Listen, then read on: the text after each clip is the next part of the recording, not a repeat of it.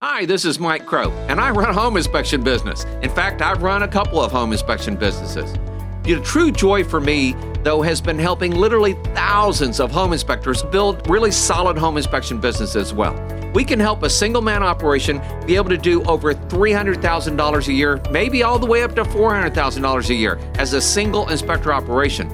Even better for me is the 80-plus companies that we have helped be able to build million-dollar home inspection businesses. I would like to help you be able to do the same thing.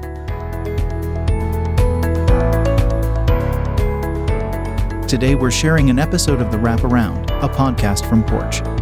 Mike recorded with them during the Inspection Fuel Conference last October, and the episode just came out recently.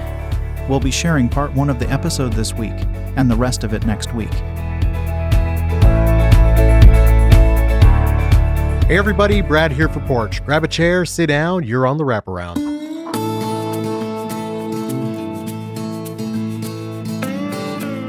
So I guess the big moral of the story here is look for any and every opportunity to creatively expand your brand. Yeah, absolutely. All the time. My dad and I like to joke about, we're not actually paranoid. They are out to get us, Sure. And the other thing I love to say is I love my competition.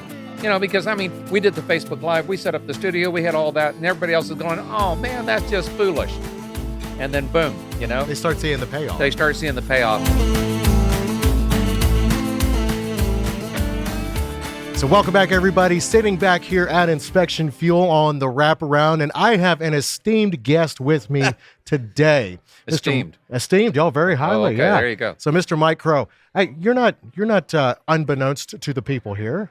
I hope not. Yeah, certainly not. No, you've been Otherwise, my marketing has totally failed. Exactly. No, completely. Now, honestly, Mike, you're one of the guests that I've really wanted to connect with the most since getting into the greater industry. It's, being a home inspector as I was back up in the Northern Virginia area, when I first started out, I was kind of in that bubble, right? That regional bubble. And when you come to some of these conferences, you really get to break out of that and meet some of the movers and shakers within the industry. You being one of them. I heard your name so many places, going back to Inspection World when I first went. And then I've seen you on several of the conference tours here. And now I finally get to sit down with you. So it's an honor, man.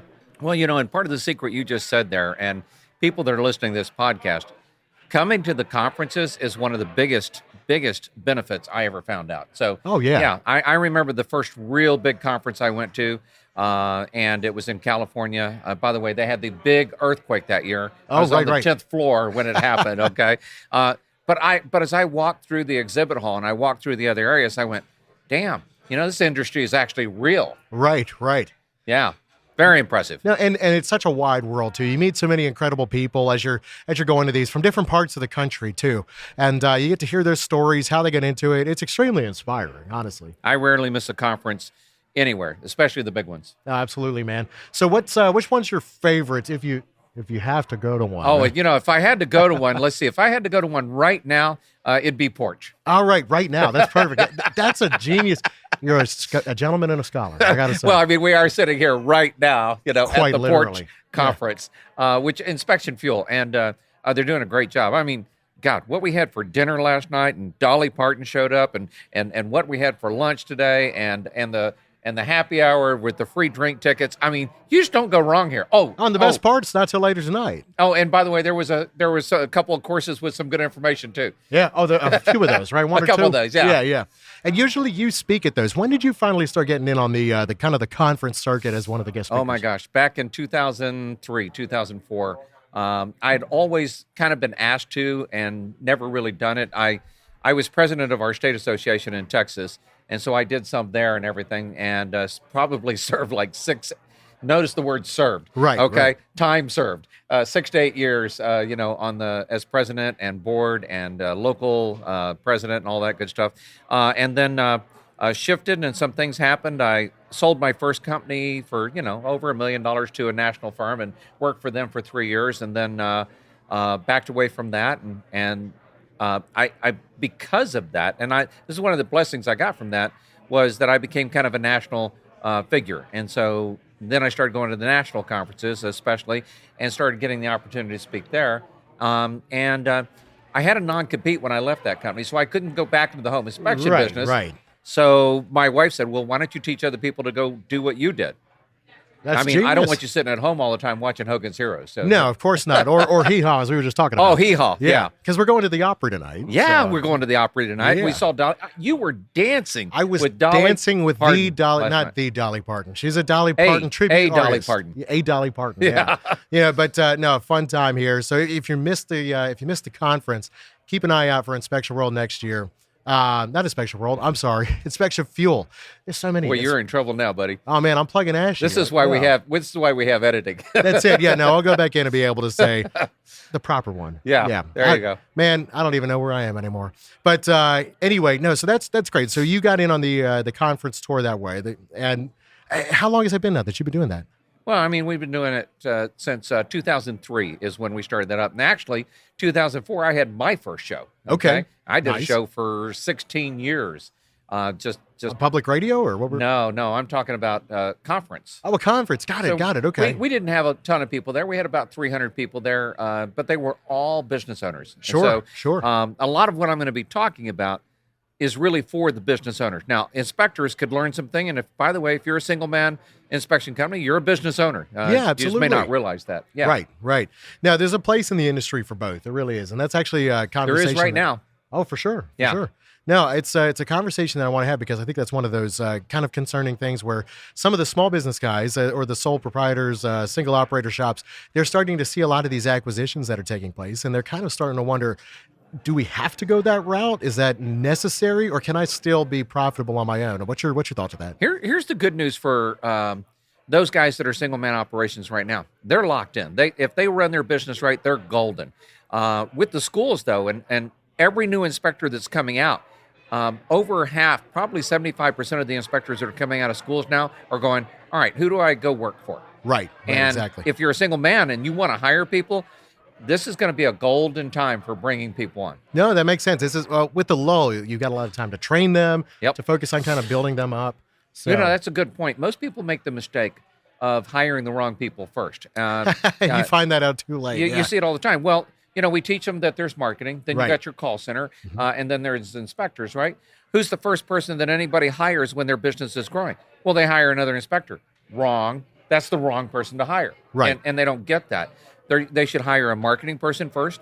They should have a good call center and a good backup call center, which, by the way, Porch has both of those available. We do right? have both of those. Yeah, Both we of got those ACC. available, right. We've also got the whole crew over at ISG. Boy, So they got their call center over Great there too. people out there taking care of folks, and there are other call centers in the industry as well. So, but you've got to have a good call. But those two are my favorite. Yeah, those are two are absolutely favorites here at this conference. Absolutely.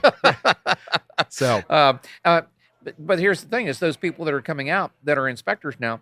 The inspector is the third person you hire, and now, right now, November is the best time to hire those guys. So Interesting. you go through November, December, January, February. Hopefully you can have them trained. Most people don't realize it probably take 4 to 6 months to train, but now you have them available to do inspections through March and April and May and June and July. But the average guy out there, when does he hire somebody? Oh, when he needs him, right? And so Exactly. he hires him in March. And so he goes through March, April, May, June, July, August. And the guy's trained. Now he's up and running. Now now you're in the the market winter drops time. out. Yep. Yeah. And That's so that's a big secret of hiring people. And maybe the school should take a look at that too. So the guys smart coming thinking. out of school right at November. yeah, no, that's actually a great way to go about it. Yeah. So now I joined in July when I started doing home inspections. This was about 8 years ago, and it's right in the peak of the season. Trying to get up to speed, and then finally feel like I got my feet under me, only to have the winter slow down right there. Yeah, it was tough because you Well- ended up having to sit around and wait for 2 or 3 months for the market to kind of come back up. You spend that time marketing, right? Right. Because isn't that what you do when you hit a lull? Yeah. Yeah. Well, you should. We should be marketing all the time. We anyway. tell people you're either inspecting or you're marketing. And Right. if you're doing so much inspections that you can't market, well, that's why you should have hired a marketing person to be out there doing it for you before hiring another inspector. before you hire another inspector. And here's the thing is these single man operations, right? Well, nobody can do it as good as I can. And you know what? They're absolutely correct. But you Genius. can't Okay. do everything. No, you can't. You can't do everything. I don't mow my yard. I could probably do it better than the guy I hire. All right.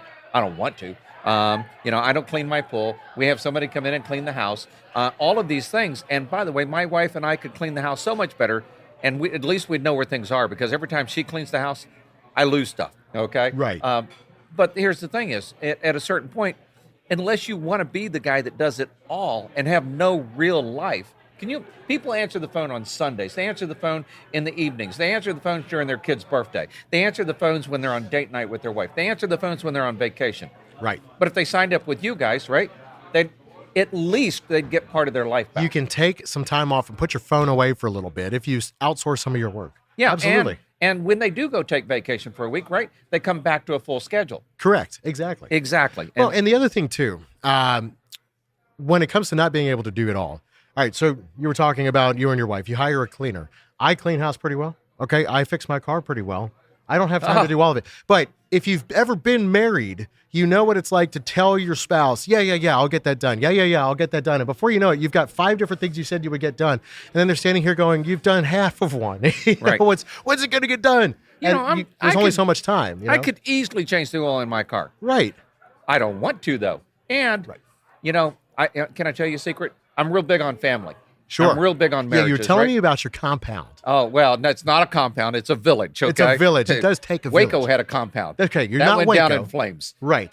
Even though, you are in Texas, so we won't call it a compound. Okay. Right? We'll call it the village. Yeah, the Crow Village. We thought about calling it a compound, and I went, no. And everybody looked at me and went, no. Too soon, right? Still right. too soon. Right. But here's the thing is, I pull into the driveway. We'd been on date night, me and my wife, and I pull in the driveway, and the yard is mowed. And I turn to her and I say, thank you for not making me feel guilty about not mowing the yard. That's and you know awesome. what she says? We'll see. We'll see. Yeah. She might still hold that one over you. No. We had a garage sale many years ago, and I put the mower out, and I put the edger out, and I put the blower out, and I put all this stuff out, weed whacker, and she went, are you sure you might want to use that again at some point? Babe, I ain't ever use this stuff at some point,